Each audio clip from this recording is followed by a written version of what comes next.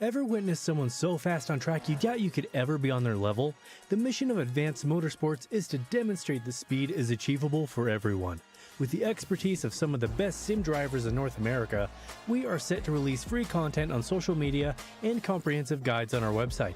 For those seeking the ultimate experience, our Advanced Motorsport Institute and personalized coaching sessions are the way to go.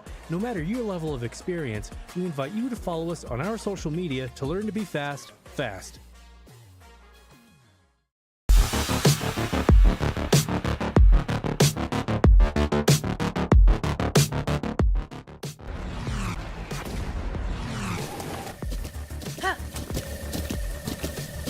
With the Buttkicker Gamer 2, what you see and what you hear is what you feel. Buttkicker, the future is feeling.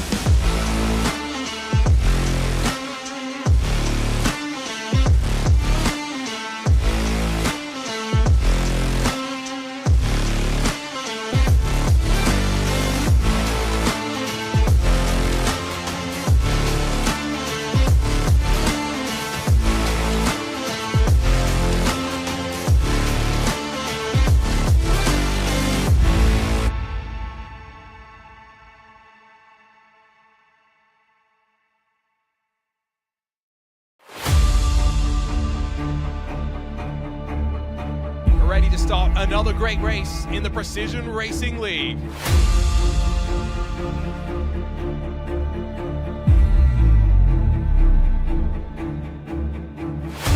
flag flies, we're underway.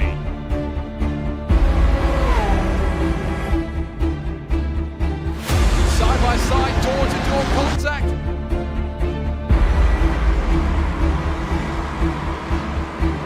Incredible action here in the PRL.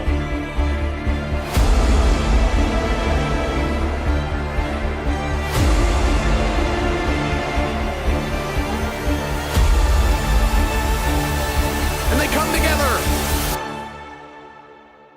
After all the fighting, it ends in tears.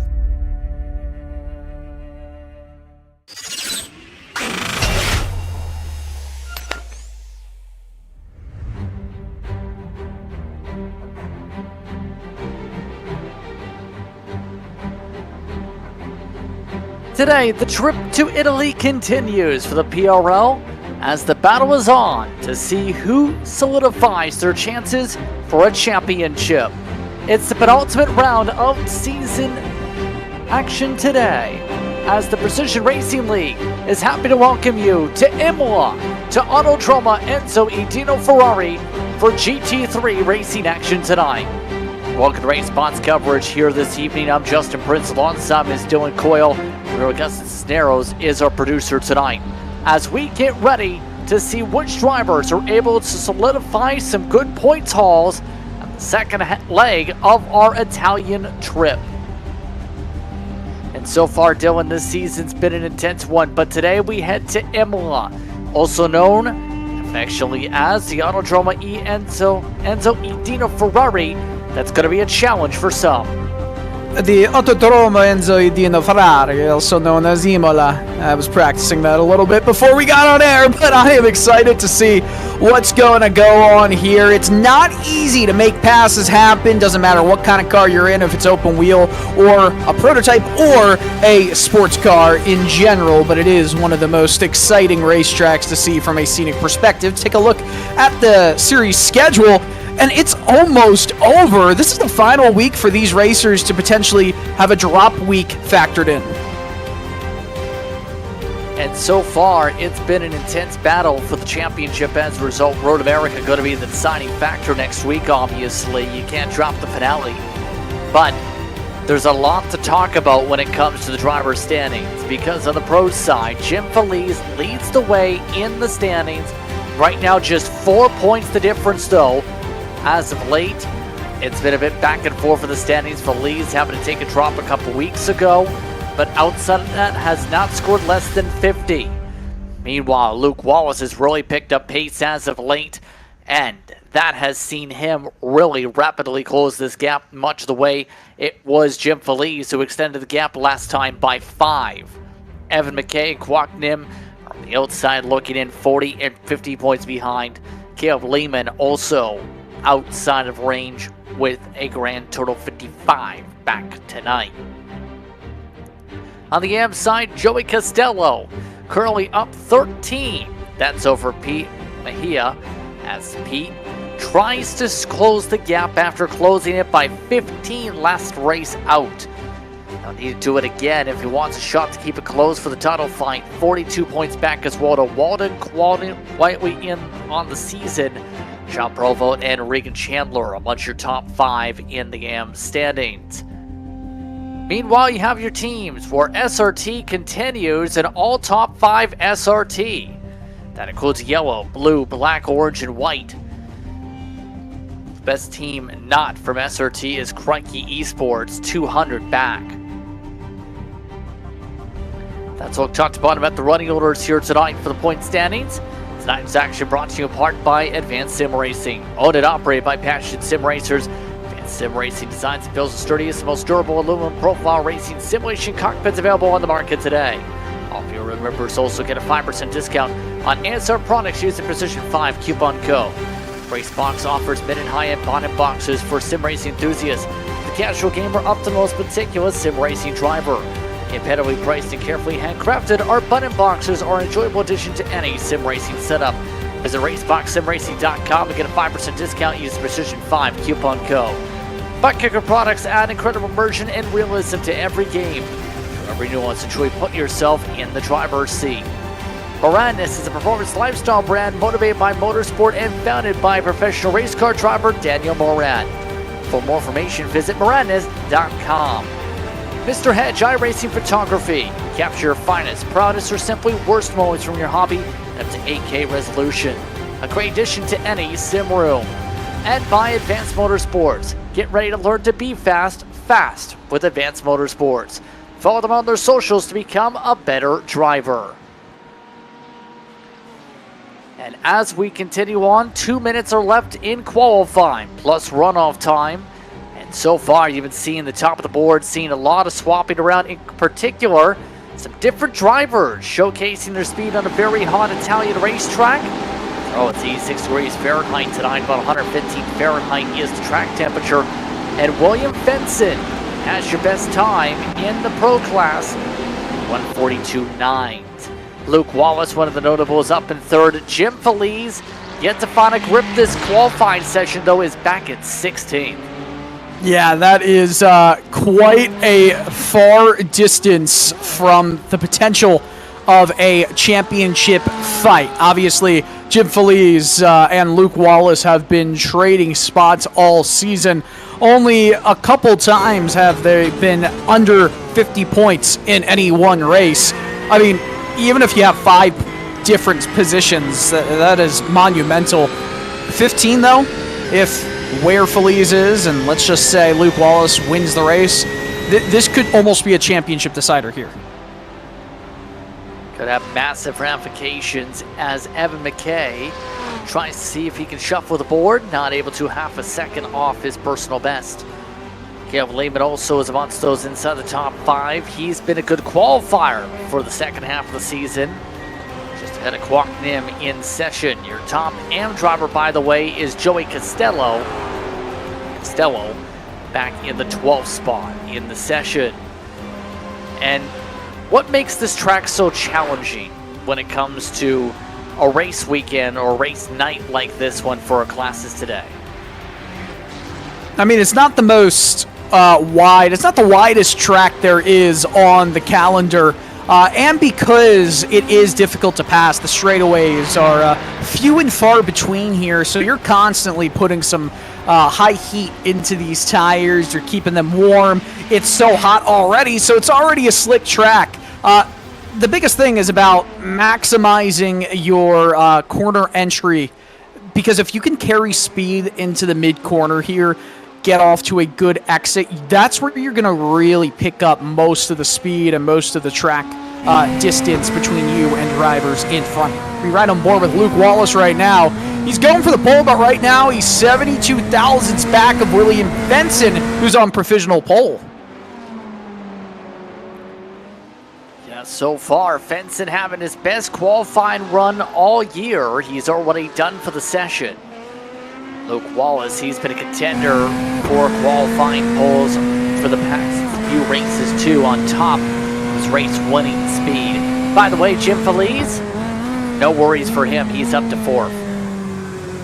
Yeah, I guess Jim Feliz heard us talking and he saw the standings on the timesheets and said, hey, I gotta cut this gap down. And right now, I mean, one position between them, just 4 points separating those two. A win gets you a couple extra points. Of course, you lead a lap, or I should say more, you get pole position, get fastest lap, you get some extra points here. Doesn't look like either of them, though, obviously, are going to get that pole position point. Evan McKay, he's still in the fight, but I'd say he's like a lightweight right now, fighting in the heavyweight class when it comes to Luke Wallace and Jim Feliz. 3rd in the standings, but 40 points back. Right now, it's just a matter for some of just get a good finish now. Kwok Nim able to jump up to 4th. But it's all about having fun in the grand scheme of things, right? If you're not having fun, then what are you doing? I mean, listen, that's my everyday kind of motto, my friend. If you're not having fun with what you're doing in life, then what is the point of it all? As we get a beautiful look over the main straightaway of Imola here. And, hey, it's grid time. We're about ready to go here, JP. On the pole tonight, William Fenson setting his best qualifying time of the season, a 1:42.934. Evan McKay will start in 2nd.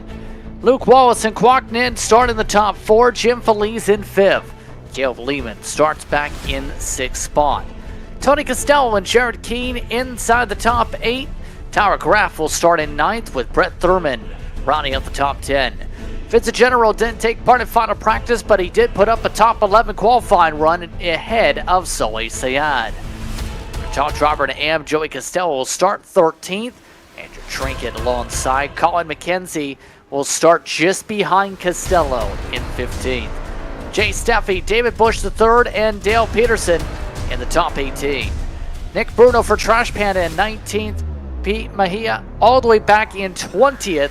Have to make a lot of ground if he wants to close up points counts right now for the AM standings. Christopher Rines, Brent Punkari way far back in 22nd. Walter Walden alongside Ian Cabana. Andrew Vanaro will start 25th. Robert Jeffries in 26th. Ryan Chandler and Regan Chandler, the Chandlers, in 27 and 18. Dan Algen will start in 29th with David Morris in 30th position. Your last page of drivers, Mark Kalin 31st, Sean Provo 32nd, Austin Fink and Barry Cochran. The last time was Scott Jeffries. Sean Mulholland did not take part in qualifying. He's currently scheduled to be starter 36. Just getting all set to go for today's action here. Your thoughts on what to expect your keys to win? I mean, the biggest thing, of course, is just, I kind of feel like I say this all the time. You just want to keep your cool on lap 1.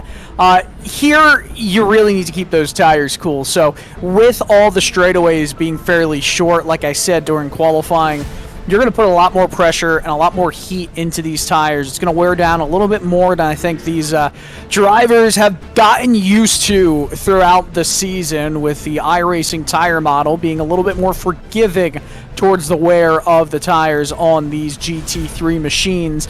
Nonetheless, there are multiple fast corners. Dirty air will be a factor because of that. A bunch of chicanes as well, but they're not necessarily slow chicanes. They're elevation changing chicanes. They are slower, or faster I should say, ease into the corner kinds of chicanes. And of course, once we go into Tamburello, that's going to be a high-octane breakpoint left, right.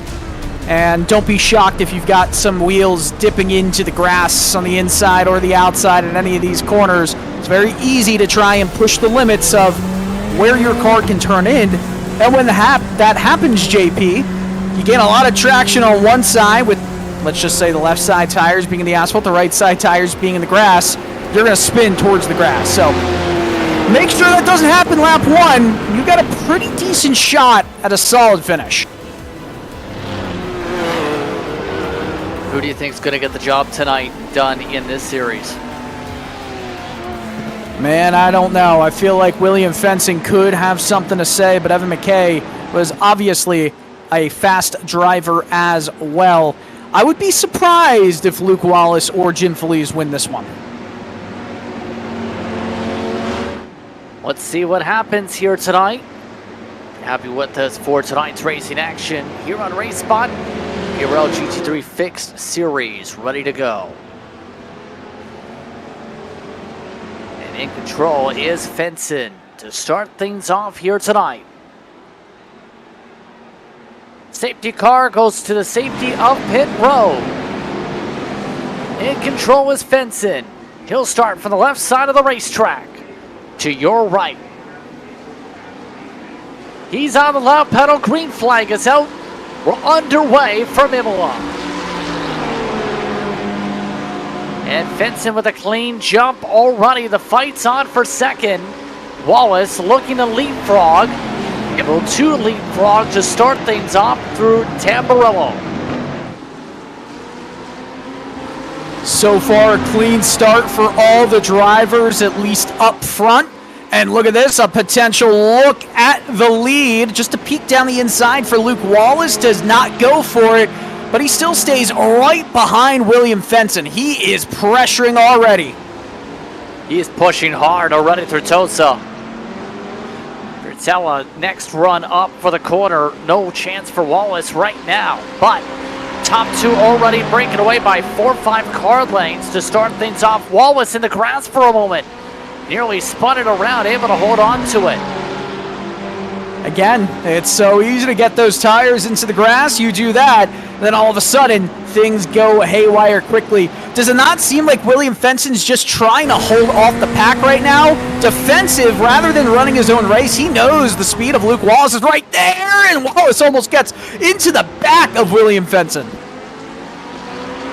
All lined up, bumper to bumper for the time being. I'll note the M side. Joey Costello stayed in front of Colin McKenzie to start things off for their run. But we start things off at the front for a 35-minute clock. Clean launch and a clean run through for Wallace. Feliz stayed in the train as well. Also was able to jump up to the 4th spot. Let's take a look at the replay. Out the back, Barry Cochran. Yeah, that's going into the gravel. Does not hit the tire barrier outside the track, so not too much harm except for his running position. As, oh boy, William Fenson blinks a little bit. Could be having some internet technology issues on his end. But look at this, pulling out to the outside, coming down into the chicane. It's Wallace and Fenson almost side by side. It's so hard to make a move here, JP. And so far, Luke Wallace proving he does not want to wait. He wants to go. He's trying to go in a non-passing area now. He tries to make the run instead up to Piratella. Tried to pressurize the mistake. Just about did. Fenson's doing a solid job holding this off. Yeah, I'm surprised Fenson was able to hold off Wallace right there. I thought for sure Wallace was going to have just a nose down the inside going into that set of corners. It does not happen. Going into 14-15, this chicane right here. One of the slowest portions of this racetrack, if not the slowest. Looking at Caleb Lehman at the moment in the 6th spot. So far, Lehman just plotting and planning is all you can really say or do right now. That's kind of the name of the game in a race like this. It's hard to pass, as we've already seen with Wallace. You just have to stay in the main train and plot for the strategy later. Yeah, I mean, I guess that's the case, but also Luke Wallace is right there. He wants the lead right now. He doesn't want to waste time. He knows that if he gets the lead, and if William Fenton is able to defend as well as he is defending against him, then Wallace is in the clear. Wallace starts moving away from the pack, but hey, don't forget this defensive maneuvering by William Fenton. Quite impressive in the early goings here, but there is still 31 minutes of racing left, and a pit stop will happen around the middle of it. I don't know if he can hold off the rest of the pack. Oh, no! The Bleeman around in the middle. A fender is off. Caleb Lehman going around. Car over-rotated, and he's still stuck in the middle of the racetrack. Car that hit him, believe, may have been one of the SRT yellow entries. Believe might have been, in that case, Jared Keane. Yeah, I didn't quite see if it was indeed Keane. If it was, though, that's two heavyweight drivers getting into each other right there. Keane running 8th on track right now. Big mistake leading to Lehman going all the way in the back. Remember, last race, Lehman was an outside shot of still competing for the championship. That's not the case anymore. Take a look at the replay. Just went around on him.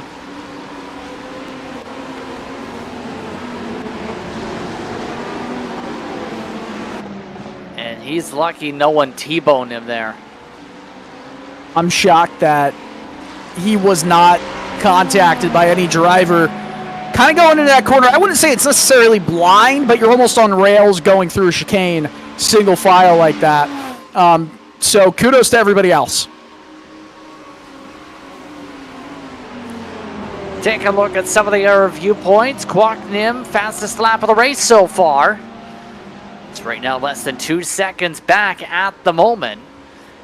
So far, that spin has seen a massive buffer between him and Tony Costello build up. Joey Costello poking on him.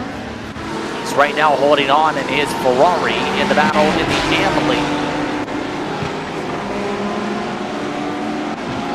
Yeah, Costello currently in P12 right now. Big race for all the drivers. Of course, all the drivers who are still in this fight for a championship. It's just as big, to be quite honest with you, because, you know, it's the drop week, right? That's the consideration here. If you already used a substantial drop week, that's going to hurt your odds of making it through here and making it out alive. If you can move into the final race, final round of the season, where drop weeks cannot be taken from, then you've got a better idea of what you need to do to win or come back and gain some spots in the championship race.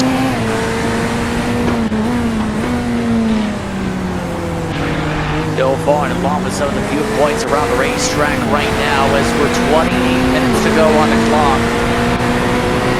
You have to wonder what's going through the mind of Vincent, knowing how the pressure's already built up, but also knowing how much of a fuel strategy race this may end up being with him in this train. He's likely using more fuel, being the leader.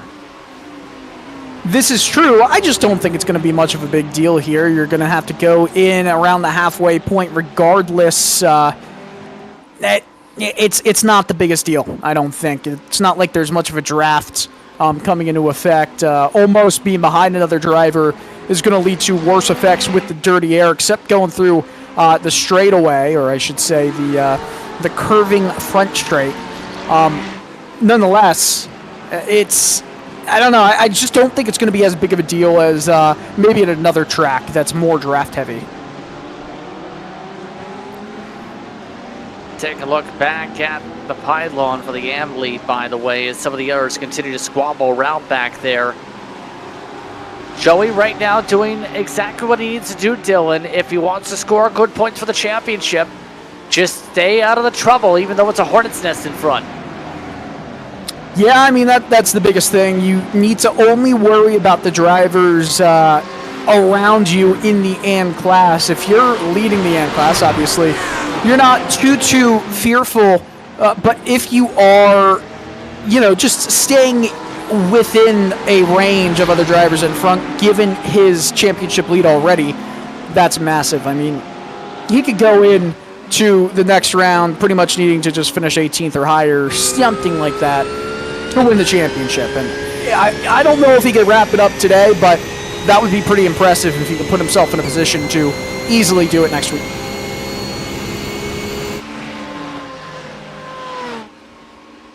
Looking back to Jim Feliz and the rest of this group. Feliz is starting to lose track of these top 4 right now. But it's been a very stellar season for Feliz, you have to argue. Throughout this entire campaign, he's been able to race multiple different styles of racing and do it well. Wallace has really picked up the pace to be able to adapt to him.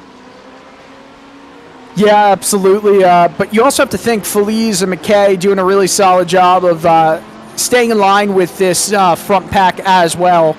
Fenson, it's almost 10 minutes of leading this race from the drop of the green flag, and hey, so far so good on this defensive effort from him. It's a different kind of defensive effort than we saw at Mugello. There wasn't much of an effort to play defense as the leaders of those races kind of saw. This is much closer. Indeed. So now, here's a good question. In your opinion, what car benefits the most from a track like this and why? What manufacturer? It's a great question. I feel like this is one of those tracks where, yeah, power is important. You need an all-around kind of car. It's easy to look at the leader of this race in a Ferrari and say, yeah, as we see Dan Elgin right here. Oh, Tamburello. What happened here? He just kind of gives up the spot. Does he? Oh, it's a big kind of chain reaction just in front. Not sure exactly what happened there. But it would be easy to say, you know, the Ferrari or the Corvette currently in second, the Porsche third and fourth.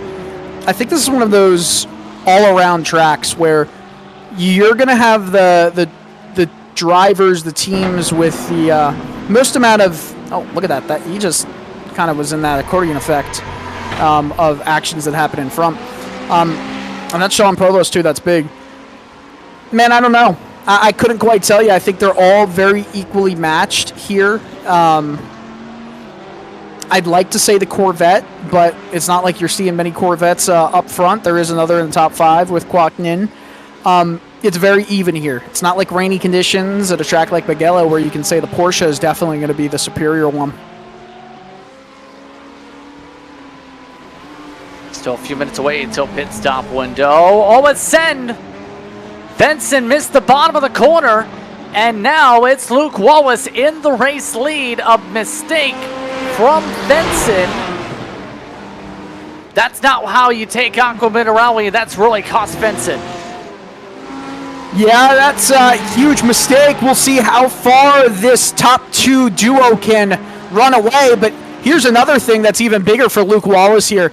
Yeah, he's got Evan McKay in behind him by a second, but who's behind William Fenson? It's Jim Feliz. Fenson, great defensive racing there. If he can keep that up, I mean, that's massive.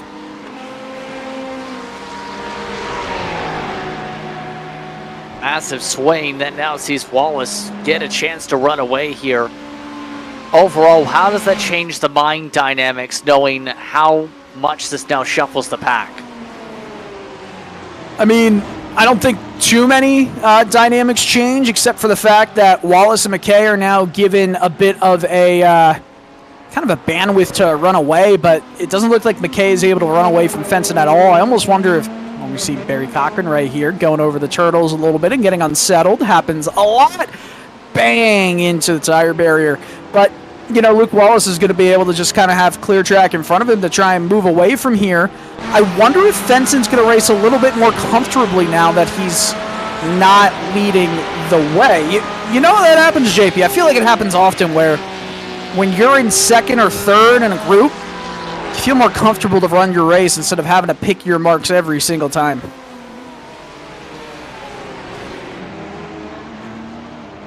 So, Wallace runs away. Sean Provost, one of the AM drivers, Lose the back end Nightmare. too. Yeah. Just a nightmare of a race for Sean Provost, who was in a bit of a championship discussion until he got disqualified from the last round at Mugello. Unfortunate for him, he was having a pretty solid season of his own. Back to the AM lead right now. McKenzie losing lots of ground. Joey Costello just holding the fort. And Pete Bahia has gotten up to 18th. That's not going to help him in terms of closing the gap. Looking back to Feliz yet again on the onboard. You just got to love this racetrack, though, with the ebbs and flows. Once you get into a good rhythm around this circuit, it's the more technical of the more major Italian tracks, you can argue. Yeah, 100%. I feel like, you know, we look at a track like Monza, right? And that is so much about just having low drag, downforce not really too much of a concern there. It's a lot of fun. But there's not too many tracks that, with Mugello being, I wouldn't even say Mugello is that technical. Maybe that final sector, some of the chicanes are a bit technical. Imola, though, there's so many different variations of how you can enter and exit the corners to gain speed. It's an iconic racetrack. It's got a lot of history, a lot of good and bad history. There's just something about it, man. It really is. And this racetrack, it's been a solid footing around here now that we've seen things in the pattern they have. Evan McKay is just continuously just happy to be here. It seems like he's always in a positive move behind the race car. I can promise you he is in a positive mood because he's in second. Did I just see a car go down pit lane? It's Sean Provost in the back. Yeah, that's a good togethering of his race. Oh, no, Kwok Nin has also gone down pit lane 16 minutes into this race. And more drivers just outside the top 10. Joey Costello, the M leader, down pit lane. This is an interesting call. A lot earlier than anybody have expected here, as Kwok missed his pit stall and still cannot get in the box. I don't think he even got in the box. Is he's in there not, what in the world?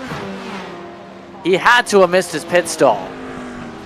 That is catastrophic if that's the case. I mean, you're not in the pits for 2.3 seconds to get fuel to make it to the end of this race. We've seen usually drivers stop for 7 to 9 seconds over the course of the season to get fuel. 2.3 seconds is not cutting it. Checking out Brett Pancari, he's right now up to 17th on the racetrack. I swear that room is adding more and more layers to it every time. It's like a game of, you know, compare the two images. I don't believe the Castrol GTX canister was there. I've seen it. It changes locations a little bit sometimes, though. It's very prominent right now. Well, checking back in on Lehman. Right now he's in 33rd after the spin. And as well, his case at least for Lehman. A pit stop. He's about so a lap down. You want to hear something quite fascinating between the top 4 drivers in this race right now? What's that? If you took the average safety rating that they've garnered from official races, it would just be hovering maybe a touch above a 2 flat A safety rating. That's not good. Below 2 is a demotion. Correct. Below 2 is a demotion. William Fenton and Jim Foley is 145 and a 146 respectively in the A class, while Luke Wallace is a 245, Evan McKay a 271. So McKay doing a little bit more heavy lifting there of those 4. But yeah, Vincent and Feliz, very similar safety ratings. It is quite interesting to compare. Obviously, it doesn't tell the whole story, but it also goes to show you some of the faster drivers in iRacing. It's not necessarily safety rating that they worry about once they reach that speed, reach that higher level, because at this point, you're just trying to win races at all costs. Right now, Luke Wallace trying to run away at no cost to his track limits at least. But pit stop party expected to open up in the next couple laps here now for the rest of the field. Not a surprise to see him pull away like he has. Tyler Graf has gotten up to 5th on track meanwhile. He looks like he's got a fair amount of speed in that car, up in front of Tony Costello. He does have some speed here, Tyler Graf. I feel like we always talk about, Graf trying to rebound because he's got a lot more speed than we've seen out of him in this season and than we saw out of him last season. Currently 6th in the overall and pro championships. He's well outside the range of being able to compete for a title come next week at Road America. And for Graf, I just don't think that's enough for what he expects out of himself. I think he expects top 5s every single week here in this series. He's only got 2 top 5s through 7 checkered flags in the season so far. Less than 15 minutes to go on the clock right now. Also on the mind, Tony Costello. He and Joey have had good seasons. Pit party is now going to come underway for others, though. You can see some of the others. I believe that is... No, that was not Kwok-Nim in the pit lane yet again. But pit party time seems to be signaling we are less than 15 minutes on the clock. Ain't no party like a pit party, Colin McKenzie, take a look at him. He's still on track and now in the AM lead for the first time because of the pit cycle. Don't think we talked too much about Lutic Racing. They have a lot of drivers and William Fenson already in through for pit service this time. Well, it's because of drivers like Fenson picking this moment to come down to pit lane that we don't get to talk about all the other drivers here in this race. Vincent Generu is down into pit lane. I believe he is, or was at least, the leading BMW in this race. Christopher Rhines now takes that position over, currently 9th, but that'll change as this pit cycle continues. We watch these longer than usual in pit times kind of take place, as that is an interesting release. 2 drivers side by side on the exit. And more drivers enter the pit lane as well as that progresses. And this has spewed a lot of traffic actually in front of the leader. Cabana off in the grass. Barry Cochran also got lapped there. This might actually cost them time by going on the overcut.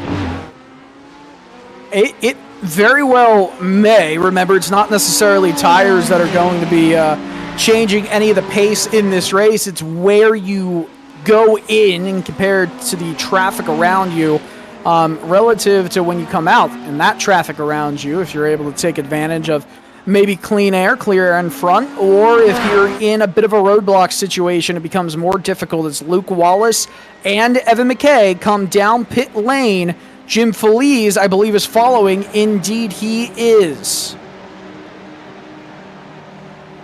So in they come for the top 5 right here. So they come in for their scheduled service right on the dime for the pit signs as well. Let's see how long they're in the box. Luke Wallace, 10 seconds, give or take. Evan McKay went a lot longer. They're having a lot longer stops out here by 11 seconds here today compared to the usual shorter stop. I do wonder why that is, because yeah, you're on the throttle a lot. I almost wonder if it's because there's a lot of high acceleration zones where you really try to get onto the loud pedal quickly. I'm not quite sure. Remember, it's not the slowest track out there. There are slower corners, but a lot of these corners are fast and flowing, and you got to get those short bursts of speed before you get to the next quicker and elevation changing corners. I mean, look at that one right there. We talk about Tosa turn 7, and the rise up the hill is a lot more exaggerated than I think people can kind of imagine it to be. So Luke Wallace gained a lot of time compared to the others on his pit stop by saving a second in the box, up by near 2 seconds. William Fenson, though, his very early pit call, a beneficial one. He's back to second with it. Yeah, he is back to second. A good stop for Fenson, 11.3 seconds. Bigger story is Jim Feliz was not able to leapfrog anybody, and not only that, he lost a ton of time. And I'm looking, his total lane time wasn't all that bad. It's just the time coming out of the pits, there was something wrong with it, because Luke Wallace to William Fenson, now a second and a half. Wallace had a much better in and out and in-box time than pretty much everybody else. I wonder if he underfueled, because he took 10.3 seconds of fuel. Everybody else is at least 10.8. The average is probably 11.4, 11.5 seconds, somewhere around there. Less than 10 minutes on the clock in this race. Wallace looks to try and keep it locked down, up front by a second and a half. Joey Costello's early pit stop got him an air spot, by the way, on Vincent Genero, and a buffer between him and McKenzie. So, looking very solid at the very least for the Ferrari as well. Yeah, for sure. The Ferrari has done some good things in this race. I would argue, going back to that discussion about the different manufacturers as we follow along with Costello and William Fenson here in their battles, I would argue that there is more put on to the overall power of these cars rather than the cornering ability, especially in short bursts. Like, this is a longer straightaway. Yes, you need some aero grip, but not much around something like that. It's more mechanical grip. Same here. You go slow enough where aero is always going to play a factor, but at slower speeds, it's more about your mechanical downforce to the track. So while a Porsche is going to definitely benefit from some of these corners, I feel like more powerful makes are going to do a little bit better here, marginally better. Take a look at some of the biggest movers and shakers, by the way. The speed's been pretty much planted for most drivers where they started. We haven't had really anybody manage to shoot their way through the field here. We've had drivers shoot down the pylon like Lehman and Nim, but no one else has really been able to gain more than 4 or 5 spots in the race still, and that's how difficult it's been to pass.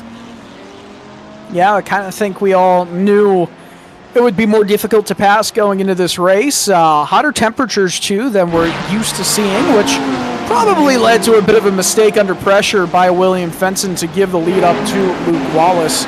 But we do have a good bit of battling in the mid-pack, battle for third in the AM class, further down your order right now. But, hey, all points count the same, overall points, that is. Good point. Third and AM looking solid as well on screen. Let's check in with them. That's where Mejia has cycled out right now, and for Mejia, this is not good for him because he is right now in a line to lose 10, 15 spots, rather 10, 15 points to Joey Costello. Yeah, and I mean, if that is the case, that's going to be very difficult to come back from regardless. It's going to be a hard sell for anybody else except Joey Costello. The way it's currently shaking up with 6.5 minutes to go to win this AM championship. But hey, stranger things have happened where you have a minor incident in the last race and all of a sudden the positions can swap even with a 20-plus point difference. As we look at the standings in AM right now live, it's showing as a 23-point difference, but that's not completely accurate because while the AM class and the Pro class are going to be in their own standings, the points are handed out for where they're running in overall position. So it's not going to be 56 for Joey Costello. It's going to be more in the range of, I'd say, 43, something like that. Give or take. Take a look again at Tower Graph. One of his better runs this season after being a championship competitor a few seasons ago now. He mentioned himself just didn't have the speed that he was expecting, and now it's going to need him up to for this time being. Look to build momentum. I'm sorry? No, I'm sorry, JP. I was trying to talk about those standings in the top right. That is accurate. I believe. Is that a tie? It looks like a tie. It'd be a net tie. That would certainly be, I believe, what it would go into the final race of the season as. And right now, as we're looking at it, as I'm looking at the standings, I believe Luke Wallace would have a 3-2 win tiebreaker if he wins this race. And if they go in tied, obviously you can't almost always tie on points after a race is completed. But if they did end up tying with Wallace winning this race, Wallace, I mean, goodness me, there's so many permutations. It's just going to be a one-on-one race. Can we go to California and have a Cars-style shootout? Well, either way, less than 5 minutes to work with on the clock here. And McKay wants to take away second, possibly. He is gaining slightly on Fenson, and Fenson's taking a lot of off tracks. Yeah, Fenson is struggling mightily right here, and I mean, we've seen under pressure that he starts to crack a little bit, like an egg that gets a key hitting it a couple times to test out a science experiment. I don't know where I was going with that one, but you kind of got a picture in your head. Fenson is cracking a little bit under the pressure in this race. He cracked under the pressure when holding the lead. He wasn't the fastest overall driver as this race continued on, but he definitely has showed his speed that he earned from his pole position in this one.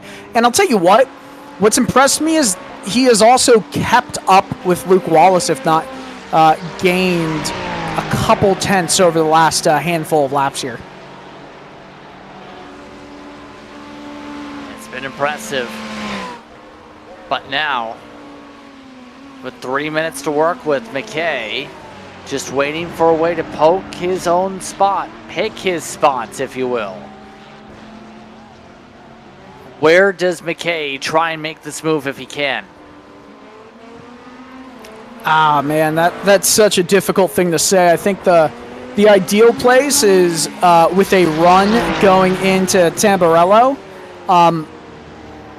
But still, even if you've got the run there, you're going to try and make a move at any point in this track just because of how difficult it is to believe that you have another shot at it.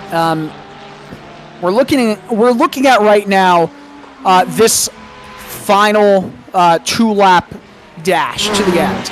And don't look now, but that lead is shrinking. It is shrinking at the wrong possible time. Does that last is the question. McKay pressurizing the back of Fenson, still keeping things tight as well.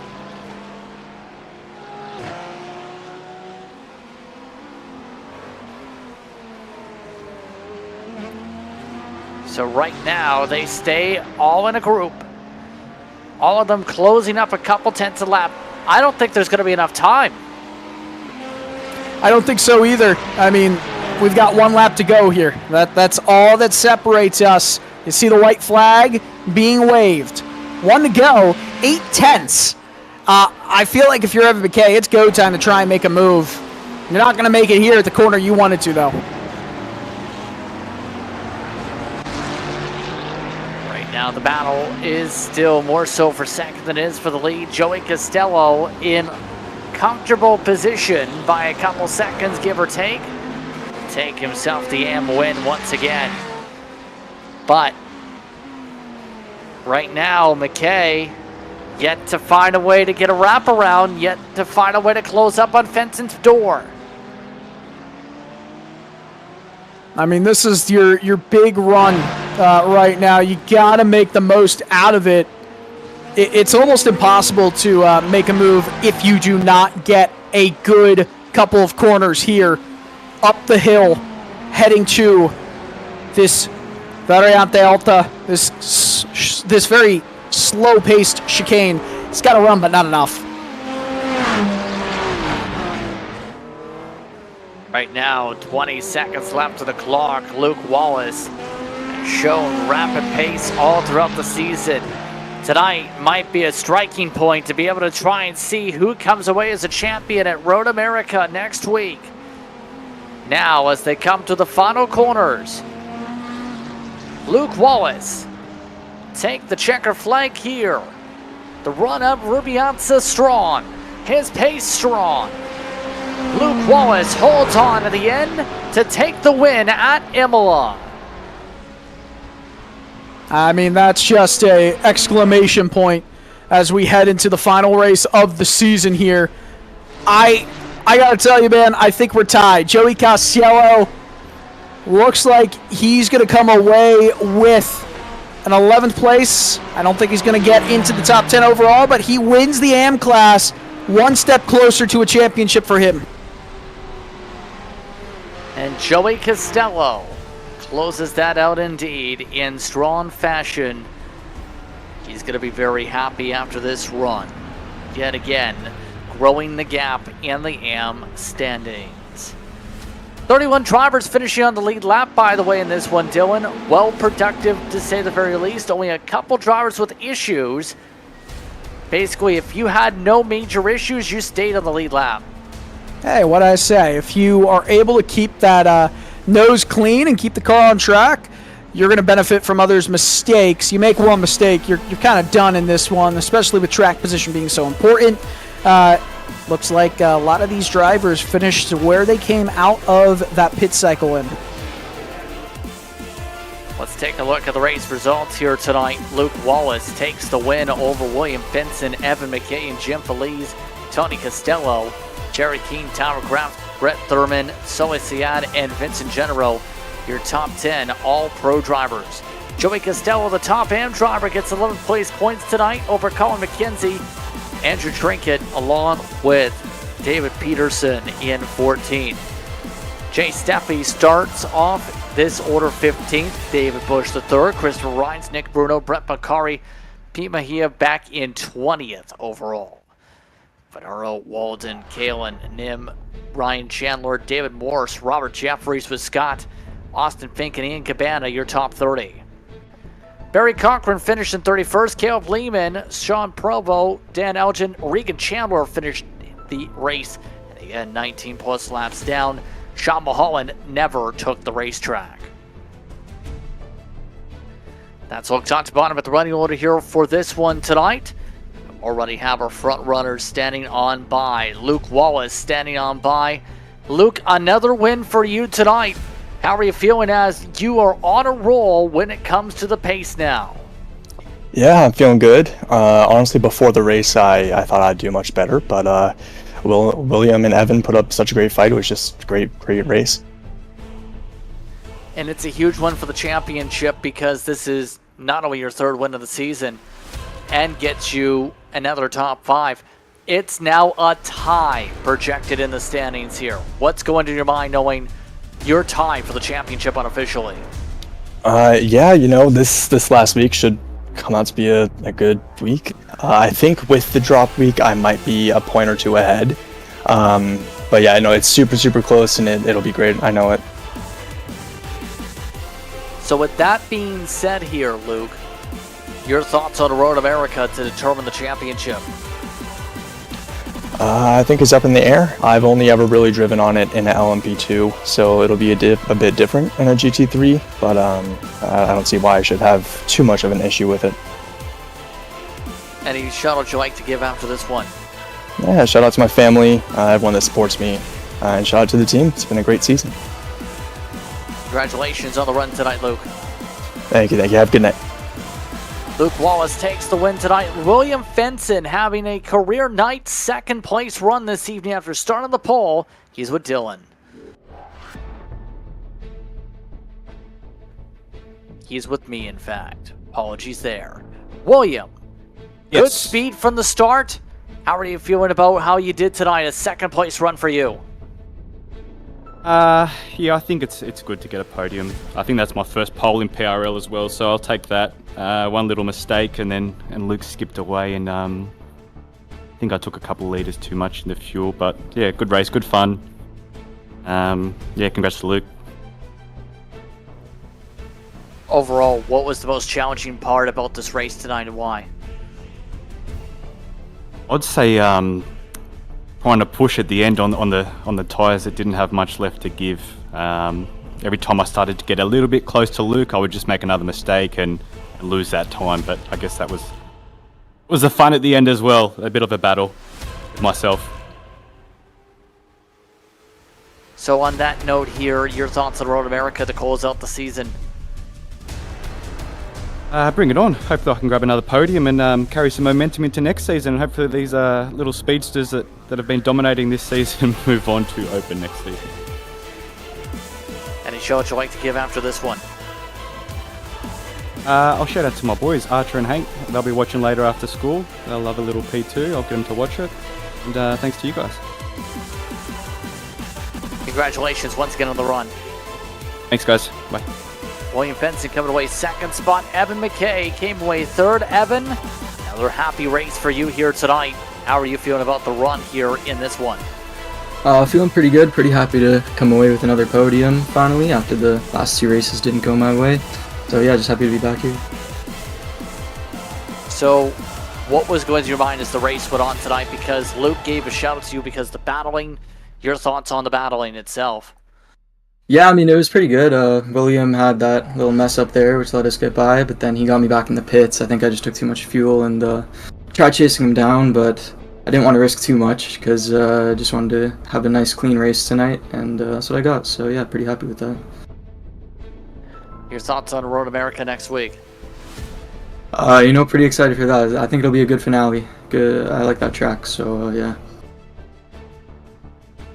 So, any shout-outs you'd like to give after this one?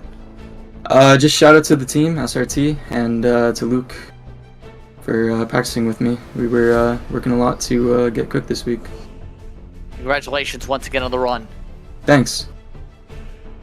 Once again, that's Evan McKay rounding out the top three. Very quick to the point. Speaking of to the point, in AM, Joey Costello, he's with Dylan. Joey Costello, you're taking another step towards that AM Class Championship. A really solid season for you. I believe it's going to be over 20 points now. Your lead heading into the final race of the year. No drop week there. Do you feel comfortable? Let me get that out of the way. I wish I was a little more comfortable. I don't think it's over. I definitely have to have a good race. I can make some mistakes, but it's not the mindset I want going into the last round. But I feel good about the gap, and I just need to, keep up the good performances. For you, does that mindset of when qualifying starts, you'll know exactly where you have to place minimum to win the championship without anything kind of happening? Are you going to be thinking all throughout that race, like, hey, where is Pete? Where is anybody else in this race I got to worry about? I'm going to try to not figure out that number and just put in the best race that I can. I think that if I can do that, I should hopefully secure the championship. I don't want to be, hunting around where other cars are, but certainly the mind could wander that way. Mind always wanders when there is something as big as that at stake. Anyone you want to give a shout out to before we let you go? Yeah, Team SRT. Looks like we had a really great race. I'm excited to watch it back, and just really thankful to practice with them this week. This was a tough track for me to learn, but I'm kind of proved in the result that they taught me well. Awesome. Joey Costello, congratulations on the AM Class victory and 1 week away from potentially being crowned the champion. Thank you very much. All right, JP, always good to hear from the AM Class Championship leader in Joey Costello. Having a heck of a season for himself right now, and I think it'll potentially continue once that checkered flag does fall in Elkhart Lake, Wisconsin. Should be an interesting time, but we still have plenty of time to go until we head into our next portion.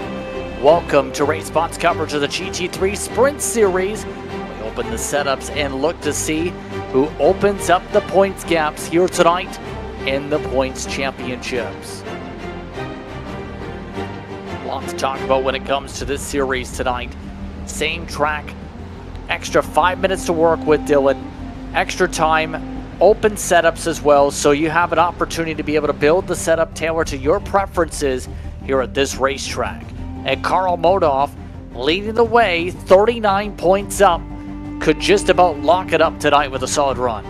I mean, it's just such a big gap.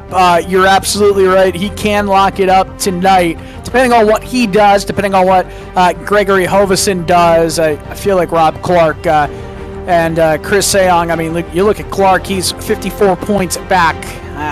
That's mathematically, yes, there's still a shot. Realistically, none at all. Hovesen, I feel like it's kind of the same deal. He needs Modov to have 2 really bad races, and Hovesen needs to come back somehow, some way, and have his best 2 of his life in the final 2. Devin Brock, meanwhile, he's on the way to an AM championship by 19 points over Chris Stewart. That could change the drop of a dime in this series. A drop week already for Brock. Stewart already has a DNF to his tally that's using up his drop week. Peter Bowler also within 15 points of Stewart. A little bit interesting. Delta Sport, they've been dialed in all season as a team. They've scored 100+ points at all but 2 of the rounds this season. 6 wins as a group. 6 poles and 6 fastest laps. They have a 75-point buffer over SimCity Racing. Sopec Precision Racing Gold, Fiercely Forward and Goldwyn Racing, and SRTE and Unit Sim Sports, all within the top 5 in that standing. So, as mentioned, still plenty of time to work with. Similar conditions as the last race. How do things change now, especially knowing it's going to be an extra bit of time, but also the open setups to factor in, Dylan? I mean, very little. You'll see faster overall times for sure, but in the grand scheme of things, JP, very little will change about this race. You might see maybe a bigger gap out in front just on the basis of how quick Karl Modov has been this year, but right now on the provisional pole position is his only championship rival in Gregory Hovesen. We're watching him right now in that Lamborghini, and we don't really see the Lambo across both series, but it has had a lot of representation because of Hovesen's speed. We have seen this car, though, Ferrari lead and get podiums pretty much every single race in both series this season. Eric Palacio currently holding on to 9th in the session. 142.595 the pace. Up by a couple tenths on the average, by the way, for top teams. And so far, SRT, we've seen how dominant they have been on the fixed side, looking to really find a stride on the open side. Compare that to drivers like David Holland, wants to gain a little bit more time. It's a 1-2-3 of Delta Sport cars. I don't think that's a surprise. Do you think it's a surprise? It's not a surprise. Exactly. When you've got all that speed and a setup that is willing to suit their car and their drivers, I think that's pretty massive. You know, we're talking about all these cars with the horsepower and the engine strength to back up their performances at this track. Obviously, more gets taken into account with all these cars running very different setups. And, I mean, we look back and we see the top five. Obviously, the podium starting positions provisionally are all Delta Sport Lamborghinis, but fourth and fifth right now are two Corvettes. You don't see a Porsche until a string of them currently in P6. Brandon Thebone currently holding on to the top five. So far, we've seen some good speed from the team that never lifts. So far, just looking to see if they can gain a little bit more is the thing. They're tied right now for fourth. Miles Brown, by the way, in AM is your top AM driver. Not as many AM drivers tonight, a pretty small AM group, in fact. Trying to do a count right now. The field in general is a little bit smaller than we're used to seeing. I believe only 10 drivers in AM class taking part in qualifying right now, so not going to be many changes happening there. I mean, here's the other thing we've got to think about, Justin. This changes big time, right? This entire field, iRating wise, it's so different from what we saw in the fixed series. We're capped out pretty early on. You had a lot of drivers that were hovering just above 3,000 iRating. Here you've got drivers like Hovesen who have a 7,500 iRating. It changes big time, and you see that reflected in times, not just because of the open setups here. Marc-Andre Garon in sixth, by the way. And what are your thoughts on Marc-Andre Garon? We've seen good flashes of speed from him as of late. I've always liked... Oh, heard that little slide right there from Marc-Andre Garon. I've always liked seeing his racing style. It can be a little bit frantic, and he actually, before I even said it, kind of proved my point right there. I like seeing it, right? Marc-Andre Garon in that Porsche. He's currently the leading driver in that 911 GT3R. No longer is that the case, I don't think. But I always enjoy seeing his racing style. I think that he's one of the top drivers in this class. He's frequently fighting for a top 5 spot. He's not always getting it. But when he is there, when he is battling, he is entertaining to watch. Devin Brock right now, running 20th in qualifying. But he's doing what he needs to do, right? He's got the cushion. Play around with an AM class. Just wants to set a qualifying time relative to his current pace, 1:43.1. Yeah, I mean, that's the biggest thing, right? You use qualifying as a bit of an extra testing and proving ground for yourself for when the race does begin. With Miles Brown currently the top AM rated driver in this qualifying order, 17th. Oh, as Devin Brock went way off track right there. This lap will not count for him. I don't think it mattered anyway with his current mark. He made some substantial mistakes earlier in that lap. But hey, pretty much the final third of the field is going to be all AM class drivers, so it's going to be hard to get separation from other competitors in there. Take a look at the times themselves sticking up here. And for some of the times, they've been as close as a 6/1000th at one point.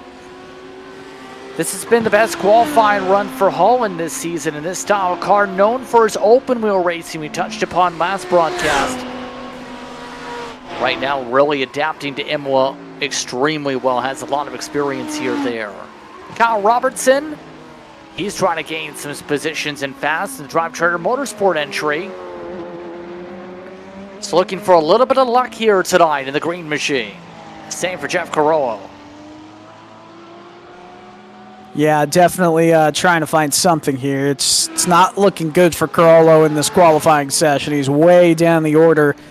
The good thing is he'll hopefully get a chance to avoid some of the chaos if he is starting in the back there. You usually don't see the chaos here start all the way in the back. It usually starts up front in the front portion of the midfield. So if that is the case, if that does happen, you'll have a little bit more time to react to it as the checkered flag is out. Hoveson's still in the lead here.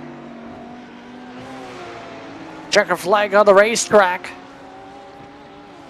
Gregory Hoveson still now top of the board in the 141.6s over Karl Modoff.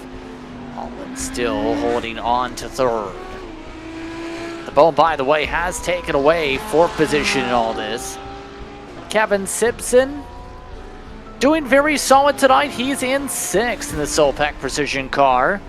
He's also taken on the Martin Chris sticker onto his car tonight.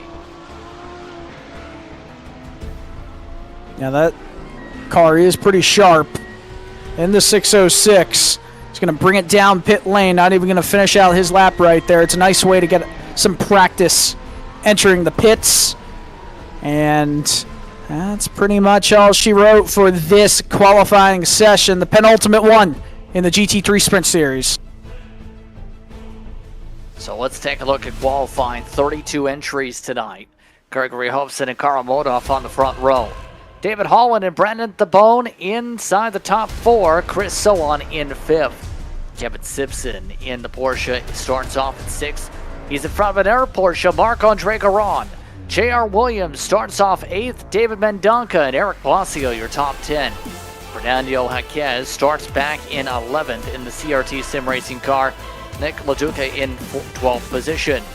Connor Wagner starts back in 13th for Delta Sport. Rob Clark, contender for wins a couple times this season, in 14th. Aiden Young, also a contender for some wins. He's back in 15th. Sean Dickinson in 16th. Evan Lindquist and Miles Brown back in 18th. Ethan Bass in his Ford starts 19th. Devin Brock is in 20th. Jack Hedgecock starts 21st. Peter Muller in 22nd. Joshua Spears and Noah Anderson back in 24th. Ryan Reeves and Kyle Robertson start alongside. Jeff Carroll and Drake Smith. Matt Sheriff and Jason Finch back in 30th. Thomas Rep, your last driver to set a time. Aaron Beaver did not take part in the qualifying session. He's scheduled to start 32nd. That's a look top to bottom of the running order here tonight. Your keys to a good race here. Hey, it's the same as the last one. Keep the nose clean. Make sure you don't worry too much about the frustrations that you're going to be facing. Not making moves quickly. You might think you've got a window to make a move, but it's going to take a mistake from the driver in front or a daring maneuver with some good braking, especially going into Tamburello to get that move completed. Not easy to pass here. It is very heavily a track position kind of race. So the pit cycle is going to be very important to see where these drivers will come out. It's going to be a little bit of variation in the pit box for fuel, but that could be the difference between finishing just outside the top 10 and well into the top 10. So now we get all set and prepared for tonight. 37 seconds for the drivers to hit their way to the starting grid. Who are you watching the most for tonight and why? I mean, it's the battle between Modoff and Hoveson, right? You've got two drivers that, yeah, they're 1-2 in the championship, and the odds are not looking good for Gregory Hoveson, but it's still the two fastest drivers in this field. Excited to see those two drivers duke it out for this win here tonight. Regardless of what the points look like, they're two of the best in this series, and they've been proving it all year. Let's see what they can do in that Lambo for Delta Sport.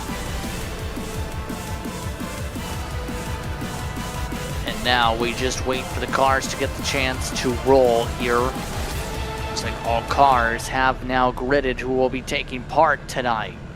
Of note, Aaron Beaver did not take the grid at the back. What else are you keeping an eye on for this race? The track temperature. I mean, it's hot, right? We were looking at 116 degrees last race, and you saw some drivers going a little bit too heavily into the braking zone. This is going to be one of those problem areas of this track. You'll always want to have a good run through Minerali. Of course, into this 14-15 chicane, one of the only other passing zones here on this circuit. Not as big as Tamburello, but it's definitely an opportunity to get a move done.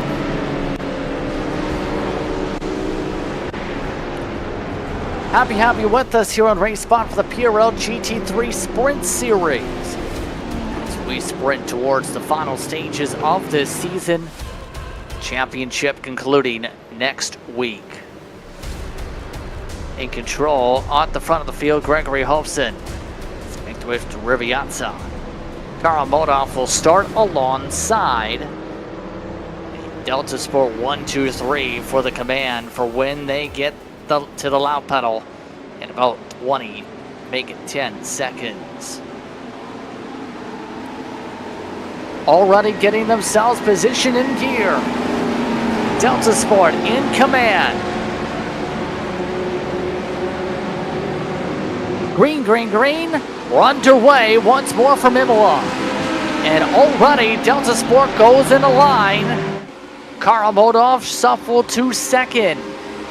No major changes outside of one major lunge from Simpson. Kevin Simpson to the safer curves. Yeah, so far so good, and it's strung out already up front. We saw 4 drivers break away before it became 3 for a long time in that race. I'd expect it to be 2 in a short order here. Maybe David Holland, one of the most legendary drivers in PRL history.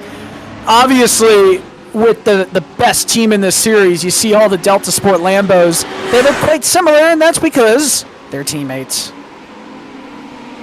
And the strategy should be, as a result, very much in sync for them. You'd have to discuss. Outside of Connor Wagner, of course, who's still trying to make up ground in the 12th position. Everybody else staying lockstep like a marching parade.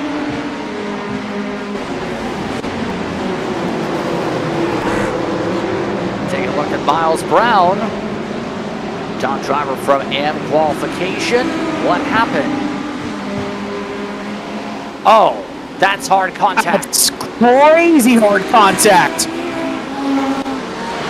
And obviously Miles Brown has missed a fair portion of this season, so he hasn't really had a chance to stake his claim in the championship running at all, but he's had results when he's made the races, and finished the races, I should say. He's had results that have rivaled the championship leader, Devin Brock.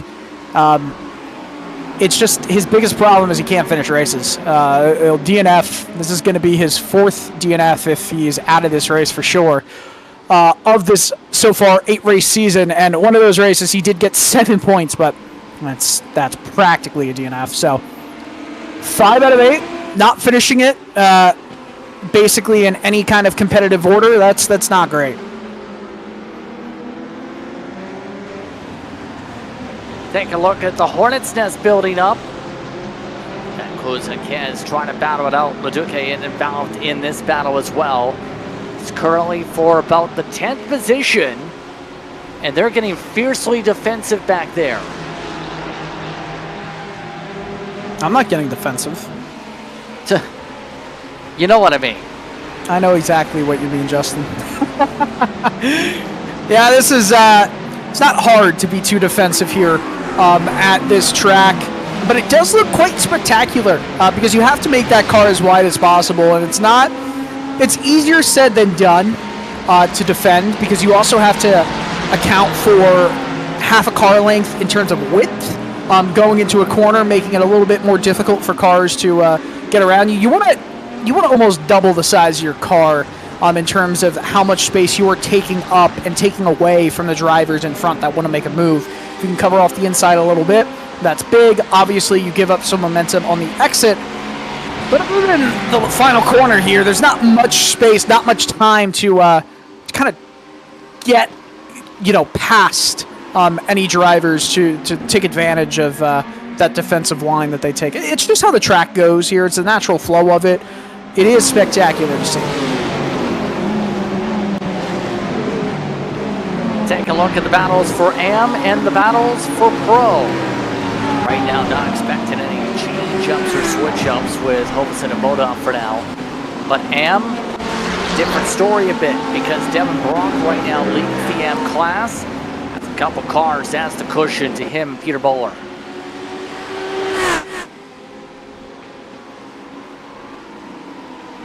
I'm actually really impressed. Sorry, JP. I was going to say I'm impressed with the rest of this field's ability right now in the first 2.5 laps to stay up there with Delta Sport, Brandon Tabone, that number 22 Chevy Corvette. Did some solid things here at the Autodrome Enzo e Dino Ferrari. Let me hear you do that one, Justin. Autodrome Enzo e Dino Ferrari. No. The Autodrome Enzo e Dino Ferrari. Autodromo e Enzo e Dino Ferrari. All right, better. I appreciate that one.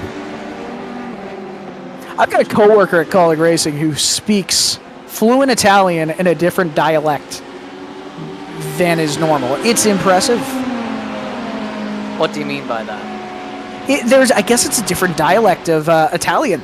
Different flavors and everything like that. You might hear a Liverpool accent versus a London accent in England. Well, this is a different words, I guess. I don't know. I've never heard some of the phrases he's using. It's like a mix of maybe an Eastern European language and Italian.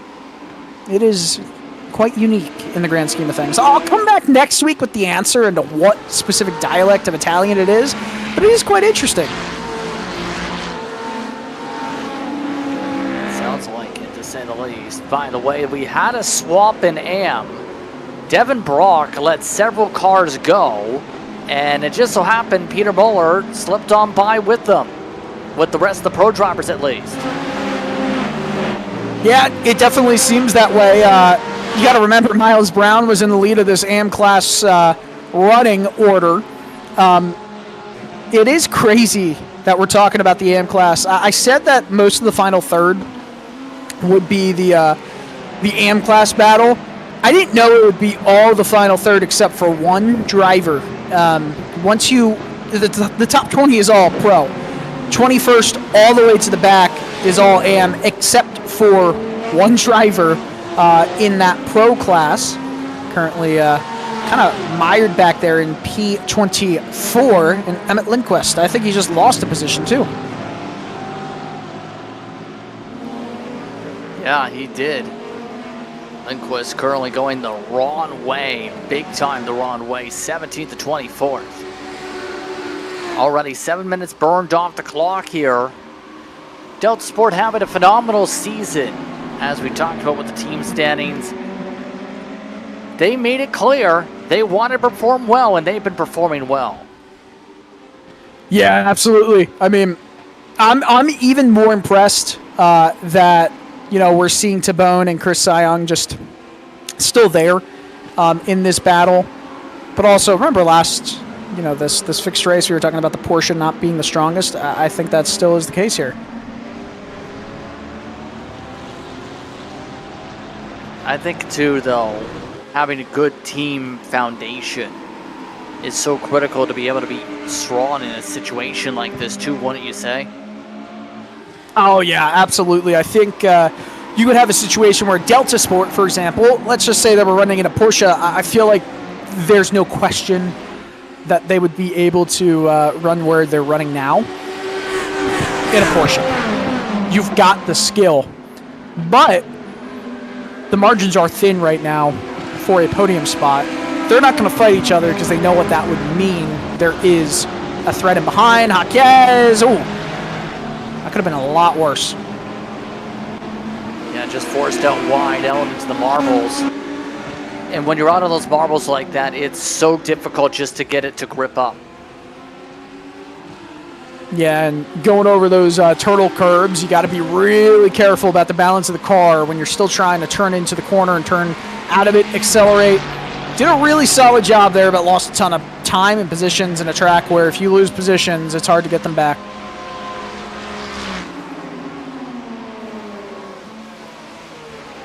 J.R. Williams, talked with him a while ago, got a podium a while ago. Solid here. Devin Brock already pressurizing Peter Muller. Looks to want that AM lead back.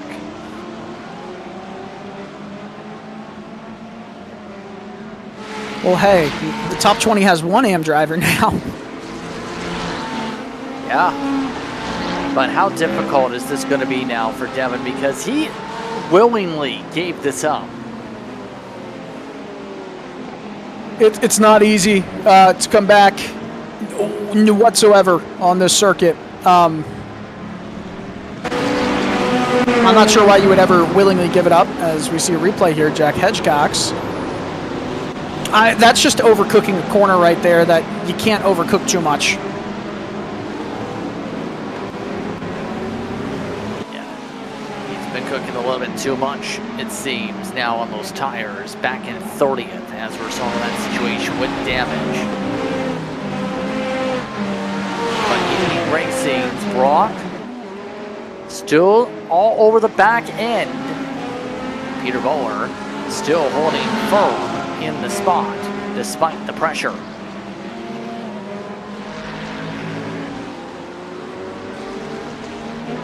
Oh, going for the lunge. Brock wants it back. He takes it back. Hey, telling us that is certainly a moment he's going to remember. A pass right there and a swap of positions again for that AM class advantage. Quite impressive. Very.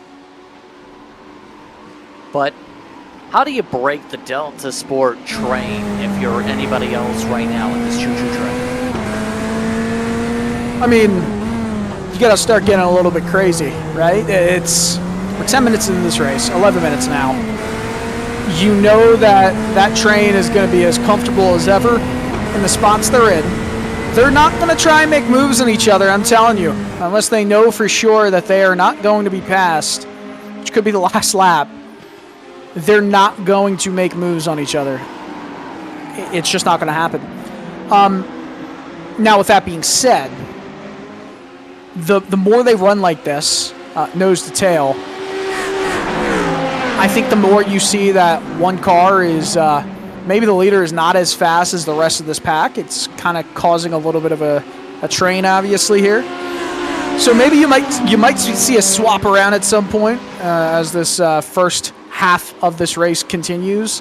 But it would have to happen at a very opportune moment. As it is right now, Tabone and Seong are putting on the pressure, and it is quite impressive to see.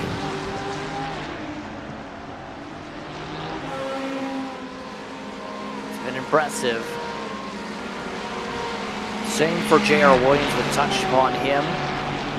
He's been just looking for good runs. We talked about this is a good run for him.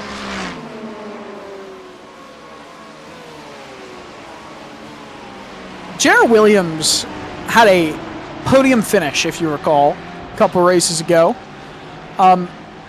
He has not had the most highlights this season, but as this back third continues on, he's starting to turn it up a wick, and I don't know, I feel like, season 4, it's not necessarily that he's going to be a championship contender, but I think he's definitely going to show up a little bit more and start competing for top 5s in the races. I wouldn't even say top 5 championship, but he is improving week in, week out, and he's getting that racecraft down. Take a look at LeDuc as well. Nick Showed good speed at times this season, the USA paint scheme. So far up +3 here tonight. It's not easy to do, but up 3 in 13 and a half minutes is big. Battle for 8th and Pro. You can pretty much say that's battle for 8th in overall, while battle for 1st and AM is 20th place. Maybe it's up a little bit actually now. See the timing board on your left. The purple is the AM class. The blue is the Pro class. Lots of blue from the numbers here. Again, just goes to show you, Justin, how much it matters. That experience,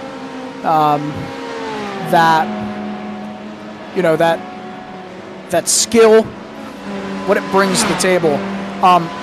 We talked a bit about iRating in this race and in the last race. We do have to give a hand to some of the drivers who are kind of punching above their weight class. Mention J.R. Williams. Let's also mention Kevin Simpson. Let's also mention Eric Palacio. 3 drivers in the top 10. So move is made. Was that J.R. Williams taking a position back from Nick Ledecky? I think that's what we saw. But I was going to say, those drivers are around 3,200 to 3,500 iRating, as Ledecky got a little bit excited under braking there. Nick tried to take it on the outside of Tosa, didn't work out. And you can tell some of the impatience-ness is starting to really come into play, and do you blame them? Do you want to run 25 minutes in a choo-choo train? No, you don't want to. You want to keep making moves, but that's if you're the faster car. If you feel like you're struggling a little bit, you're happy that it's a choo-choo train because you're in the lead of your own pack.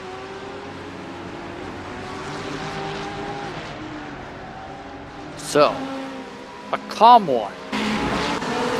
Seems to be the mindset. Devin Brock, Emulator, starting to really build him up for Lindquist. Took the cushion and built it for Brock. Right now, Brock, you have to argue, on his way to an AM title, but still has a race that can shuffle things, depending on attendance. It's been a good year for Brock, you'd have to argue, as we look back at Williams and his pack. I don't think you can do much. You can argue anything, Justin. I don't think that's even arguable. Or I guess the alternative is arguable. And it's been a great year for Brock. In this AM class title, obviously had a 19-point lead coming into this one, and I don't think there's any shot of him losing the title because Chris Stort, who was second coming into this one, 19 points back, not in this race. Peter Mahler is, but it's not going to make much of a dent into the advantage that Brock will have over Mahler going into the final race.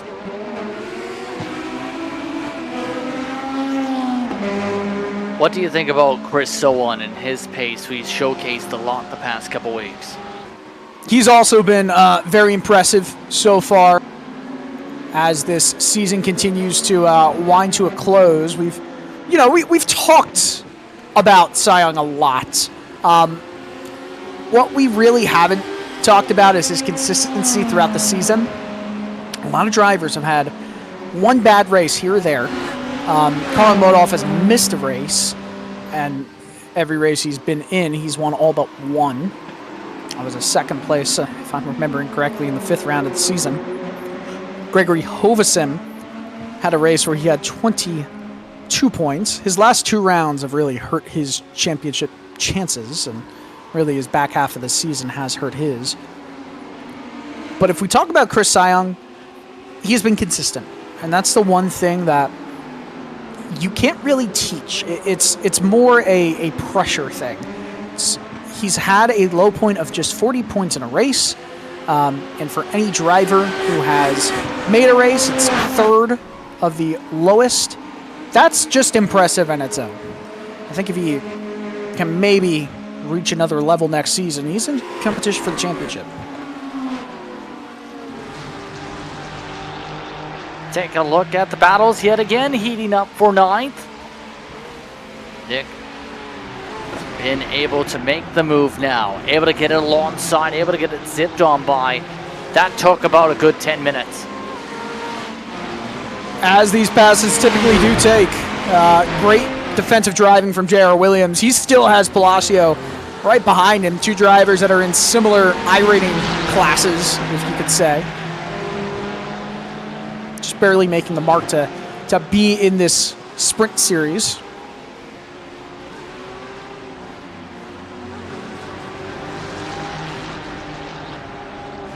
Now they stay in the choo-choo train. And the question is going to be, can Nick find a way to break this toe and break away? He's got clear track in front of him, at least for another second or so. So, I mean, that's the biggest thing here. J.R. Williams is in the slipstream. He's right there, too. So, I don't think he's going to be able to break away too easily.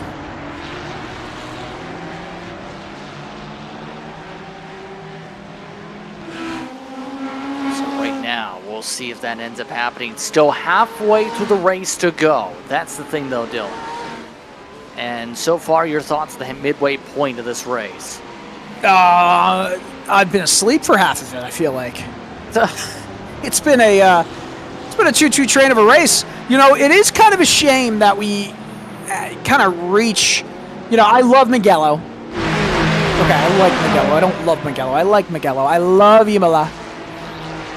But there's no denying these 2 tracks make it very difficult to get passes done. It's been a bit of a boring, I guess you could say, last 2 races in terms of on-track passing. But I really won't care once we go to Road America, because that's going to be incredible as we see Nick Ludecki making that move on J.R. Williams here. I thought JR fought him back really well until they were going up the hill here. Yeah, I thought so too. Right about here, just gets the pinch off. And not bad at all to get it done cleanly without making contact. Get it done efficiently.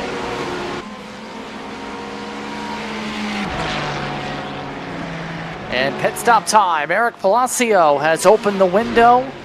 He's the first to duck down. Right about the same time as we've seen in the Fixed Series a little while ago. Yeah, this is, which makes sense to me. You know, you do have 5 more minutes in this race, but you also have 10% more fuel capacity in the Sprint Series. This advantage, by the way, has certainly stretched in the last lap or 2 between David C. Holland and Brandon Tambone. The top 3 only separated by around 0.6 off of each other. But Tambone is now 1.4 seconds back. I feel like their opportunity is gone. And after this pit cycle, I wouldn't be shocked to start to see the top 3 start to fight with each other a little bit. The real question is, do they come in together? That's actually a great question.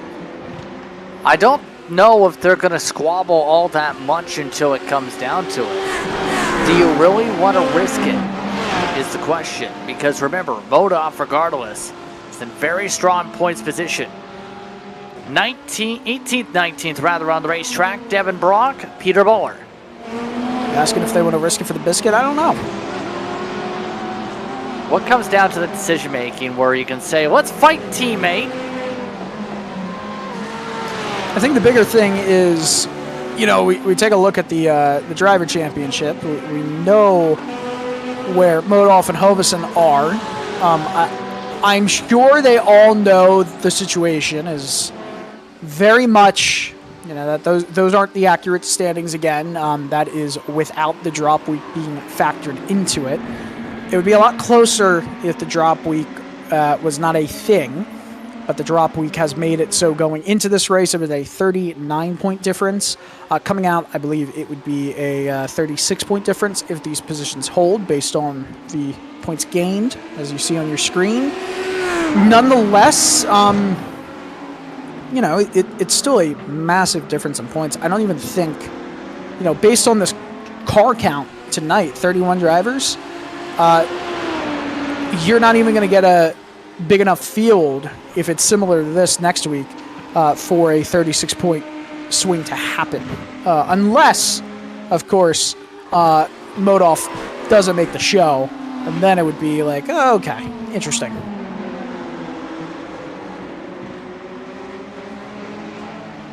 Chris Sowan yet again keeping an eye on. This gap definitely came down 4/10 the other lap. It's pace has definitely slowed down for the top three. It's stretched, but in the last half a lap, a half second of a difference has come down. I almost wonder if that's just up to Tabone going a little bit faster in his last couple laps, and it certainly has looked that way as they continue to pace this field with 16 minutes to go here in this race. I mean, there's not too much time to go. We're looking at another 10 or so laps. That is what the estimate is. You would imagine they'd come into the pits very, very soon. You know what? I'm surprised. I did not think that this gap would start to shrink again, and as quickly as it has. So, I don't know. Is there going to be team squabbling here as the shadows, the clouds cast a dark shadow over the track?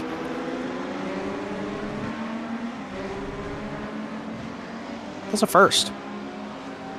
For Gregory, though, if he was to hold on here, would be his second win. Carl Moto's been outright dominant, though. 5 wins on the season. Thing is, he's been able to win from pitting from second. Takes the race lead off pit road. Quickly moves away.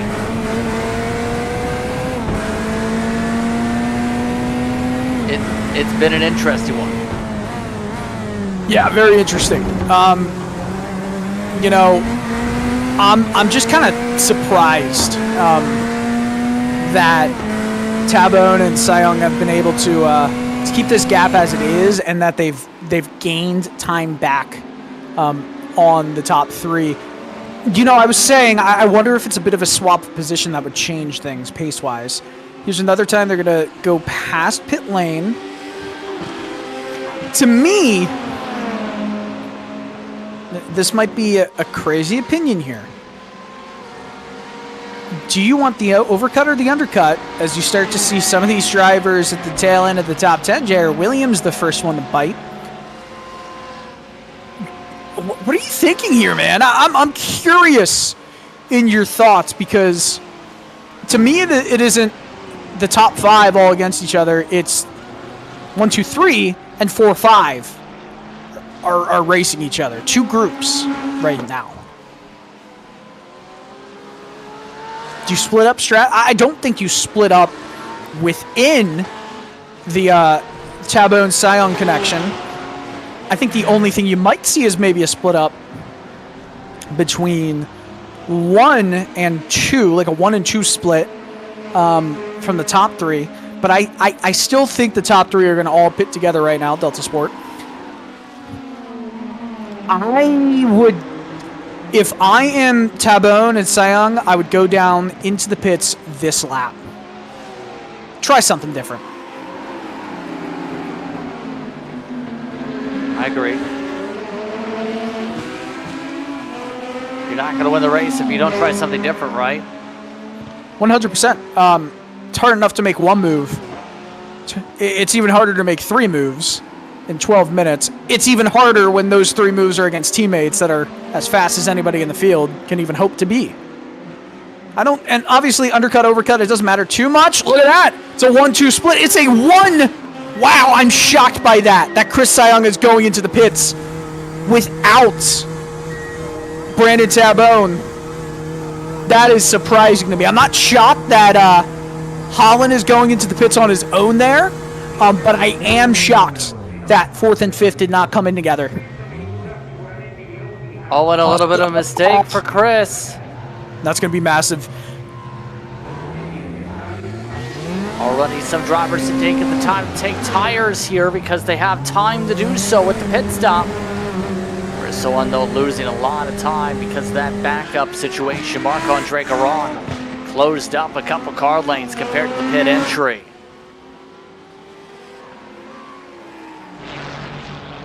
Man, that is a massive mistake right there. Big mistake from Chris Sayong. Look how far back he is now. 3.5 seconds from David C. Holland. Brutal. Yeah, that's going to cost him a couple spots. Yeah, it just goes to show you, man, like how big the differences are after just a small difference in pit lane. Shouldn't be too much of a surprise to see the top two stay out here. They are experts, so to speak, when it comes to these cars. They know the limitations on how much they could save to make an extra lap in theory. This is very true. I mean, the real question is, if you're Brandon Tabone, do you go in now? Yes. The answer is yes. Huh. Okay. This is the race right here. This is Hovesen Modolf. Who's going to have the best chance? Does David Holland have a good run? Let's see. We're about to find out. Gregory Hovesen playing with the throttle. He did not go with the pit limiter. He elected to modulate the throttle instead.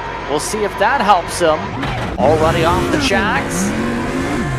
And dead even. Oh, really solid pit lane time from Brandon Tabone. He's right there. He didn't leap a spot there. He might have left over David C. Holland. Here's Holland coming down that front stretch. Yeah, he certainly did, I think. Oh, maybe this is going to be close going in to Tamburello. Oh, just barely lost out to Holland. Unbelievable, man. That razor-thin margins. Gregory Hovesen gained the most out of that, though, on his pit exit. Modolf did not get a good launch out of the blocks. He lost a good second, Modolf did, in the pit lane.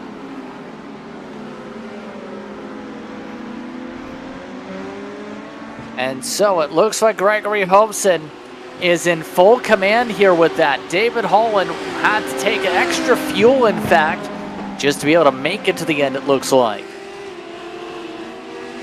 Man, I do love trying to see some pit strategies and where drivers come out on the undertake or overtake.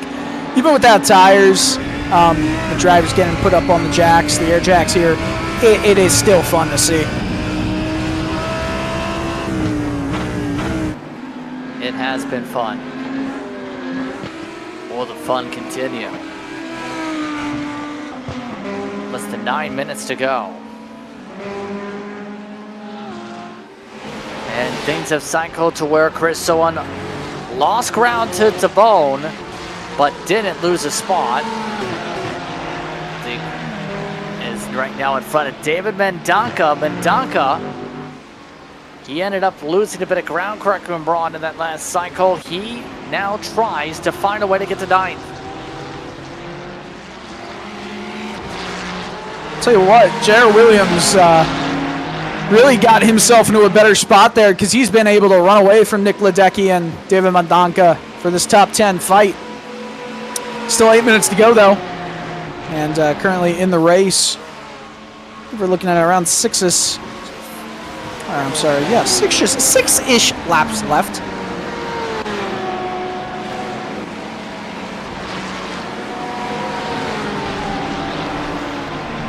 So right now, Devin Bronk, by the way, comfortably in the AM lead by 3+ seconds. So that battle's been going on so far. Take a look as Connor Wagner tries to go aggressive. Placio under attack by Aiden Yun. All right, and look at this. There's battle in the background, too. And in foreground. We're going to see a lot of side-by-side racing going up here through the hill. Oh, they slide a little bit through the corner. Some contact in front. This is the racing we were hoping to see with 7 minutes to go. Side-by-side and a couple groupings as Wagner passes Mendonca. Decky getting a bit of a push buffer from that as a result. Yun did not get the pass done yet on Palacio.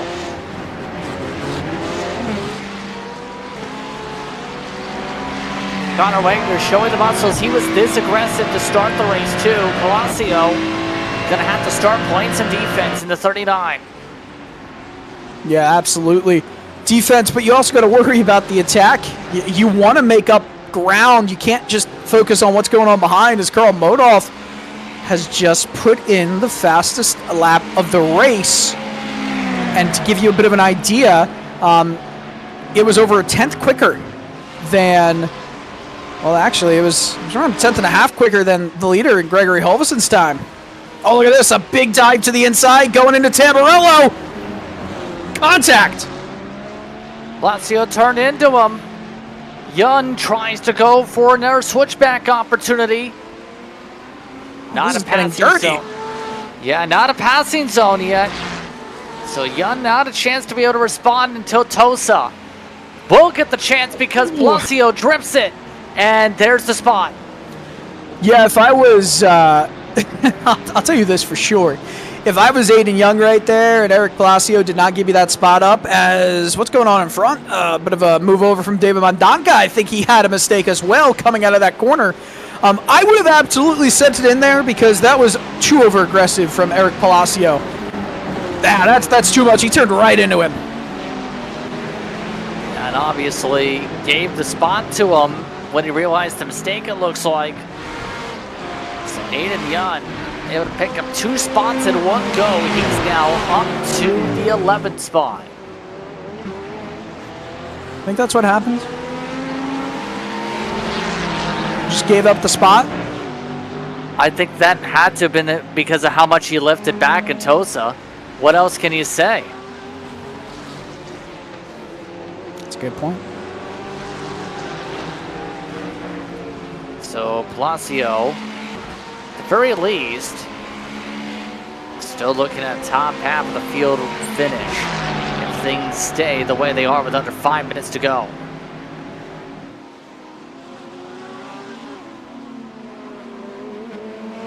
Kyle Robertson, take a look at him.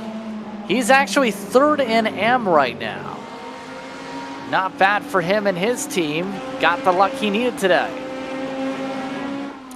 Yeah, he's absolutely gotten a ton of fortune here for Devin Brock.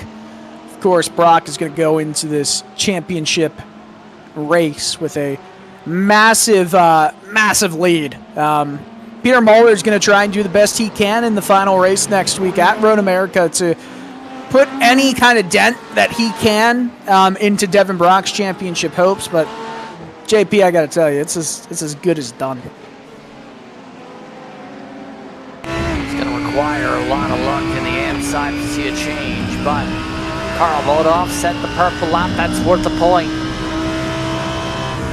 Modolf looking to try and be virtual lock for next week. As long as he doesn't have a spin or anything, he seems to be comfortable for that. Yeah, and I'll say this.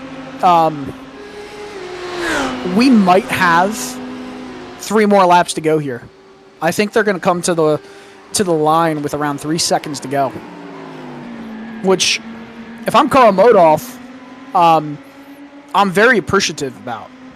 Gregory Halvorsen, though, there's not much you can do about it. It's not like you can lose some time just to try and get that clock to end sooner.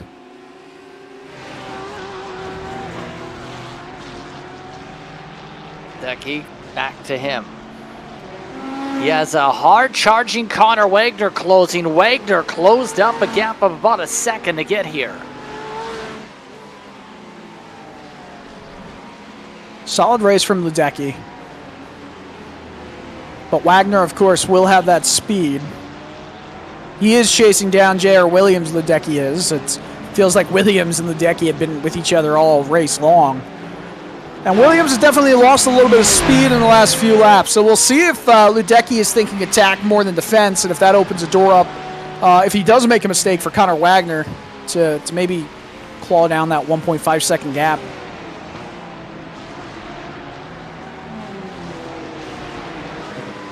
And we'll see with 2 minutes left to go on the clock. We'll see where the time stands once we get to the stripe, because the leaders are down the front straightaway. Still keeping an eye on ninth for the time being, but the white flag's being waved. Barney just threw the white. Wow. I don't know about that, Barney, but hey, iRacing sometimes will throw it a little bit early. Can they cross the line? I mean, yes, they can cross the line with a few seconds to spare. Unlike IMSA, which can do it with 1:40 to spare. Well, they are running a minute. They're running 1:42 though, so that would be the 2 seconds there. Okay, well, I was rounding down, Justin. This gap has really come down, though. Modoff might have a chance here. I think Hovesen missed the corner a little bit there, not too much. Obviously, gained a few thousandths. This is the biggest corner of the track now, right here. Oh, pretty solid run for Hovesen right there. That might have been the difference. Only a few more corners to go, give or take. Devin Bronk on his way to an AM win if things hold. Once he doesn't make any mistakes, he's still got about a full lap to make around the racetrack. That's how big the deficit is there. But we'll see what happens here. Again, Barney did wave a flag already.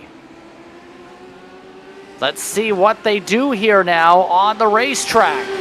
Wow. Checkered flag is confirmed. Gregory Hobson gets it. How much time actually elapsed in that race? Are you able to see that, JP? At least a couple seconds before 40 minutes. That's, oof. But Gregory Hobson, doesn't matter, it got it. Devin Brock, he's still got half a track to go to an AM win. In fact, it's already down to 3/4 complete. I'd say more like 90% complete. There he is, over the line now. Devin Brock wins in your AM class. Solid race for him and a solid march to the championship. And we'll wait till next week to give that crown away. But overall, 3 DNFs. Everybody else finished on the lead lap within about 1:07 of your race winner. Gregory Hobson, Carl Modoff, David Holland, a team 1, 2, 3 for Delta Sport. Owen and so on in 5th. Garon, Simpson, Williams, Ledecky. Connor Wagner, a top 10 run tonight for 13. Aiden Young gets himself to 11. Mendaka drops down to 12. Lacio drops to 13th. Rob Clark stays where he started. Ethan Bass brought his Ford to 15th. Sean Dickinson, Emmett Lindquist, along with Joshua Spears, Deb Brock, Peter Muller at the top 20. Hedgecox, Anderson, Robertson, Reeves, Carollo, Rep, Sheriff, Finch, Smith. Jaquez back in 30th, a part of the DNF list for Drake Smith. And also on the DNF list tonight was Miles Brown. He was on the last page. That's a look top to bottom with the running order. Of note, Aaron Beaver did not make it out on the racetrack. And we're still waiting to hear from our drivers here. A 1, 2, 3 for Delta Sport. That team's going to be very happy tonight. I mean, yeah, it was a perfectly run race from them. Maybe a little bit of a blemish from David Holland coming out of the pits. But overall, or I should say, not David Holland as much as what we saw from Carl Modoff there, definitely clawed back that disadvantage that he had. And if he had one more lap, I think he would have gotten the move done going into Tamburello on what would have been or should have been the checkered or the white flag lap. But hey, nonetheless, it was a solid race from the top 3. You can't say anything wrong about that. And I'll say this, Brendan Tabone almost got a podium position from that. Driver still standing on by. let's talk with our top runner here tonight. Gregory Holbson picks up his second win of the season. Gregory, what's it like now getting in the multi-win club this season? Yeah, it's been good. I think I was maybe due a couple earlier, just with crummy rounds, disconnects, crash outs, bunch. I basically have had everything this season on the unlucky side, so nice to have a well-managed 1-2-3 with the team today. Yeah, it was good. Happy for the win. What was the biggest difficulty about today and why? Forcing it to not go the extra lap and still not have David under threat to Brandon. We kept sort of a 1 second buffer between David and Brandon. Myself and Carl were just in full chill fuel save mode the whole first stint, just making sure it didn't go that extra lap. And that David didn't get the attack from Brandon, as I mentioned. So yeah, that was probably the most difficult part. Tires sort of went off, but we were driving quite a lot under the pace at the beginning, like quite a lot. So yeah, they didn't die as quickly as we initially predicted if we went on like a full push race run. Well, on that note here in this one tonight, championship right now at the very least looks to be a second place points haul. Your thoughts heading into Road America? Yeah, just finishing off the P2. Would have loved to have been in contention for the overall championship, but Brands Hatch disconnect before the race took me out of it. But I wouldn't rather see anybody else in front of me other than Carl. So yeah, we've worked pretty hard together over the last year. Basically, yeah, doing all the specials and IVRA and MC Esports together. So no, it's been good. So yeah, just close out the P2 in the championship, and I think with this result tonight, I think we're pretty much done with the team's championship as well for Delta Sports. So big thanks to all the guys. Well, congratulations once again on the run, Gregory. Yeah, thanks guys. Gregory Holston coming away with a good run. Carl Modoff came away second spot. He's with Dylan. Yeah, Carl, it definitely seemed like you guys were going to get one more lap to duel it out there, and the race ended a little bit earlier than you expected. Do you think you could have gotten the move done on your teammate going into Tamburello on that what would have been final lap? I don't know. I think I had a little more fuel than him, so I was hoping, I know I had saved more, in the first half of the race, and I was hoping to be able to pressure him in the second half after the stop. But I made a mistake in my pit stop and lost a second, so then I spent all the extra fuel catching him at the end, and that kind of prohibited me from being able to, to try and attack him. It is a very hard track to pass on, kind of the one passing zone into T1, and you kind of can easily block it with the flow of the track, so it would have definitely been tricky, but overall a good result, great result for the team, 1 through 3, so yeah, awesome for the team there. Yeah, and as you we're going through the stretches of that race. We were just talking to Gregory, and obviously he was happy with that, happy with the team's championship. He thinks being pretty much locked up, we think that too.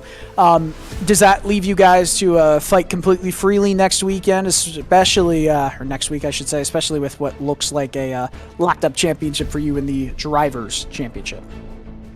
It's kind of a bummer, actually. I had planned, I thought the season ended a week earlier than it did, so I'm actually going to be at a concert next weekend, which is a kind of a bummer. I mean, I'm excited, but I'm going to miss the race, so the championship's probably going to go to Greg, which is a bummer. I've lost a lot of these from missing too many races, so it is what it is. I've had a great time and had a lot of great races and been super competitive this season, so it's been great. Unfortunately, I won't be able to claim the championship, but overall, still happy to claim 5 wins on the season, and yeah, bummed that I won't be able to be here next week just to battle it out with Greg and whoever else.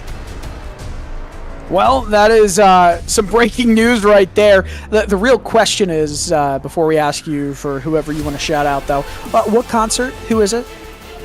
Going to see Dirty Heads with like 20 of my friends. We got a bus taking us there, so yeah, it's gonna be a good time. Yeah, I don't think that's the worst idea in the world. All right, who do you have to thank for your performances before we let you go for the rest of the season? Yeah, thanks guys. Thanks to you guys for being here and announcing. Thanks to PRL organizers, and thanks Delta Sport, my wife, friends, family, brother-in-law Ryan, the people that tune in every week to cheer me on. So thanks guys, appreciate you.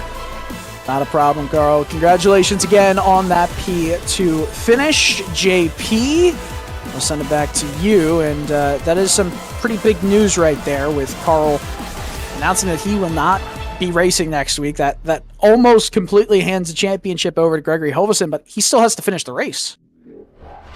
Yeah, that's a very big twist that just got announced for the championship. David Holland having his best run of the season, by the way. Your thoughts on tonight as you get on the podium in a GT? Yeah, hey guys, super excited about that. It took 9 races, but finally on the podium, so super excited. Bit boring on my side for the race tonight. Picked up a lot of off tracks there at the beginning, so I was kind of hanging on there at the end, but we made it, and I'm just super excited to be able to kind of keep up with those guys. Greg and Carl are just absolute legends in these cars, and to finish a few seconds behind them, I'm super excited about it. How has the move been so far to try and learn more about these road cars so far this season? Well, I think you can tell by my results, it's been a bit of a struggle. I don't really get a chance to practice much. I practice quite a bit for brands, and also for this week, and I think it showed with a 4th and a 3rd here. So really, I think as long as I can get enough time to practice, I'm not quite as natural in these cars as I am in the open wheel stuff, so it takes a bit of work. I really have to think about it, and when you're thinking about how you're driving, it's hard to get in the zone. And in the open wheel stuff, I don't have to think about it. But it's starting to kind of come to me. I think I'm figuring some stuff out. So hopefully we can kind of take this momentum and keep going with it. What are your thoughts on Road America? Road America is a great track. Obviously, run it quite a bit in open wheel stuff, so I'm familiar with it. So yeah, hopefully we can have a good showing there. I'm excited for it. Any shout you'd like to give here tonight?